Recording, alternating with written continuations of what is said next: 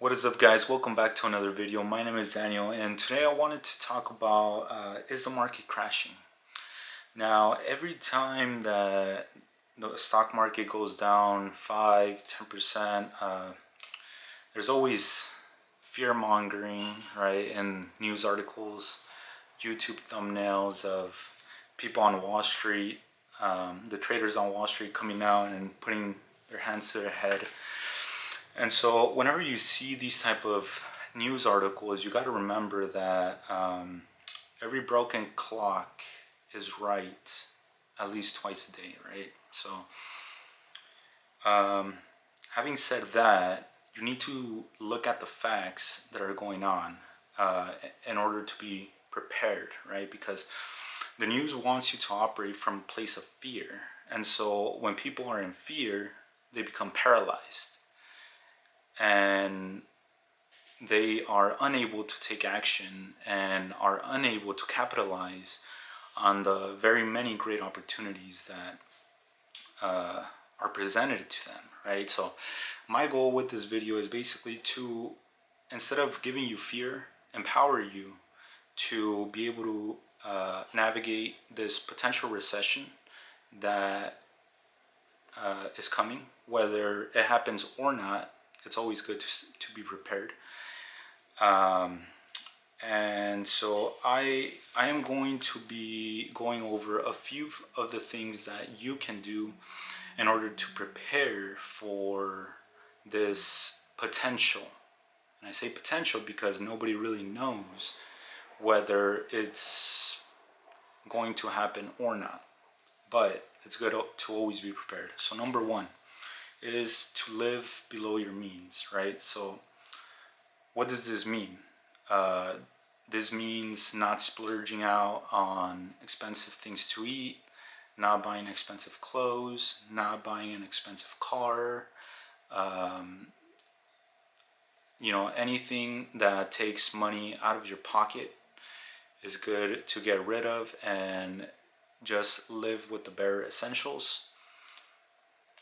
Number two is to prepare for a layoff. So for example, you should update your resume and be prepared that you can be laid off. I've been laid off a few times before through no fault of my own. Sometimes companies just have to reduce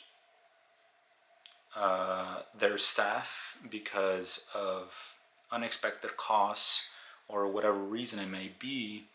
So you need to prepare for a layoff and be able to get a job quickly after you are laid off. Number three is to have an emergency fund, right? So in the scenario that you get laid off, you want to make sure that you have some type of liquid cash to be able to sustain yourself after a potential layoff that may be happening. Number four is to go a step beyond that and simply try to hoard as much cash as possible. So during a recession or a potential downturn in the economy, asset classes can start falling. For example, house prices, stocks, etc., etc., right? Now, not all asset classes fall, but when you hoard cash and you keep it in a HYSA or a high yield savings account, it positions you very, very well in order to, number one, not take the hit from these asset classes falling, right? So for example, if you had stocks and now they're falling, well, if you had cash, you wouldn't have incurred that loss, right? So having cash in an HYSA during a recession can be a very good thing. So for example, who were the best positioned people after what happened in 2008? The best positioned people after the market crash of 2008 were those that, number one, had a stable job, and number two, that had cash.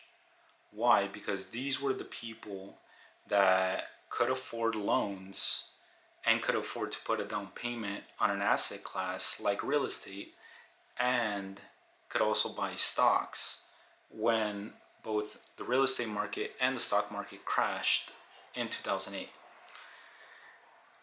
And this leads me to my point number 5 is buy when most people are fearful. Once you understand that a recession is not a time to be fearful, and instead switch your mindset to be able to be happy when there is incoming recession, this means that asset classes are on sale, right? So typically stocks will fall and you will see a big sale on these asset classes. And if you've done your due diligence and hoarded a lot of cash, then you will be very, very well prepared in order to capitalize as the stock market begins to recover. So I hope this video was helpful and that you are able to capitalize on this potential recession that is coming.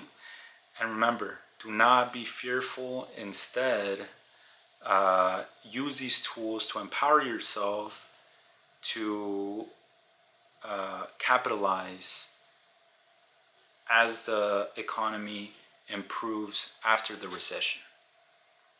Thank you.